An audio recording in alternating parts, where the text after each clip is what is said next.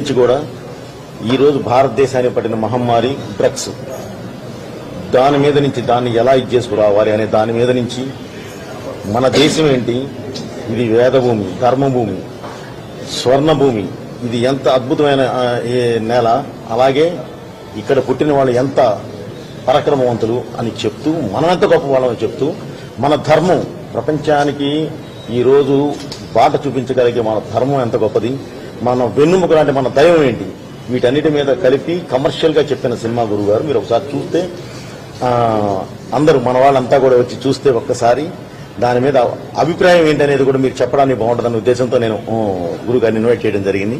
గురువు గారు మీరు చూశారు, మీ అభిప్రాయం చెప్పండి. వీళ్ళందరూ కూడా హిందూ ధర్మ రక్షకులే,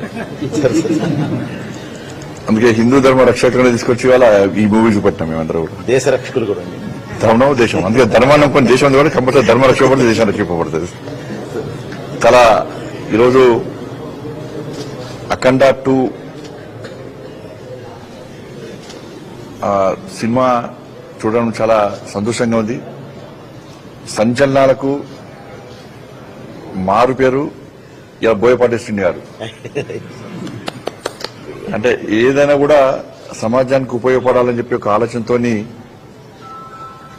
ఆ మూవీ తీయడము, నిజంగా వారికి ఆలోచన ఎట్లొచ్చిందో, నిజంగా పరమేశ్వరుడే వారికి వాళ్ళు కూడా లీనమై వారితో తీయించడని నేను అనుకుంటున్నా. మూవీ చూసిన తర్వాత ఆవహించారు.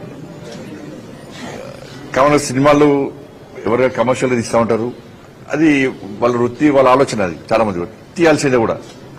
కానీ ఈ సినిమా ఏదో డబ్బు సంపాదించాలనో కమర్షియల్ గా మాత్రమే ఆలోచించాలని తీసిన సినిమా కాదు. ఈ సినిమా తీయాలంటే చాలా ధైర్యం ఉండాలి. ఎందుకంటే సనాతన ధర్మము చూస్తే నువ్వు అందరు చూస్తారా, చూడరా, దీని మీద ఏమవుతుందో అని చెప్పి చాలా ఆలోచించేటువంటి ఈ సందర్భంలో ఇలా బోయపాటి గారు ధైర్యంగా నిజంగా ముందుకొచ్చి అఖండ 2 ద్వారా సనాతన ధర్మం యొక్క గొప్పతనాన్ని చూపెట్టే ప్రయత్నం చేశాడు. ఇలా ఈ దేశం మీద అనేక దాడులు జరిగినాయి, ఈ సనాతన ధర్మం మీద దాడులు జరిగినాయి, ఈ సంస్కృతి సాంప్రదాయాల మీద దాడులు జరిగినాయి. కానీ అన్నింటినీ తట్టుకొని ఈ దేశం ఈరోజు నిలబడ్డదంటే, ఈ దేశ ప్రజలు నిలబడ్డదంటే ఇలా మనం నమ్ముకున్నటువంటి సనాతన ధర్మం అనేది గతం నుంచి చరిత్ర చెప్తున్నారు. కానీ చాలా మంది ఆ చరిత్ర తెలుసుకునే ప్రయత్నం చేయలే. కానీ ఇలా అఖండ 2 ద్వారా ఆ చరిత్రను, భారతదేశ చరిత్ర, నిరంతర చరిత్ర అనేది చూపెట్టే ప్రయత్నం చేశారు. చాలా గొప్ప విషయం.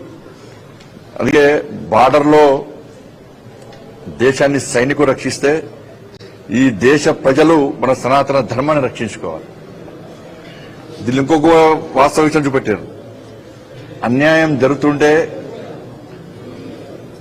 చూడడం కూడా తప్పే.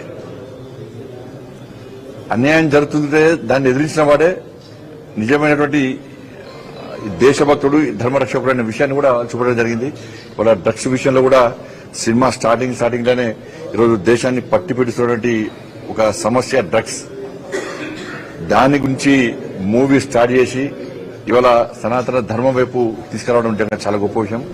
ఇలా నిజంగా సనాతన ధర్మం యొక్క గొప్పతనాన్ని మామూలు తెలుసుకోవడము, వినడం కంటే అఖండ 2 చూడడం ద్వారా ఇవాళ మనం నిజంగా మన లోపల మనం ఇన్నోళ్ళు పొరపాటు చేసినాం, ఇన్నోళ్ళు ధర్మాన్ని గురించి తెలుసుకోలేకపోయినాం, ఈ ధర్మాన్ని కాపాడే ప్రయత్నం చేయలేకపోయినాం, ధర్మానికి ఆపద వచ్చినా కష్టం వచ్చినా నేను చూసినట్టు నాకెందుకు లేని వివరించడం చాలా తప్పు.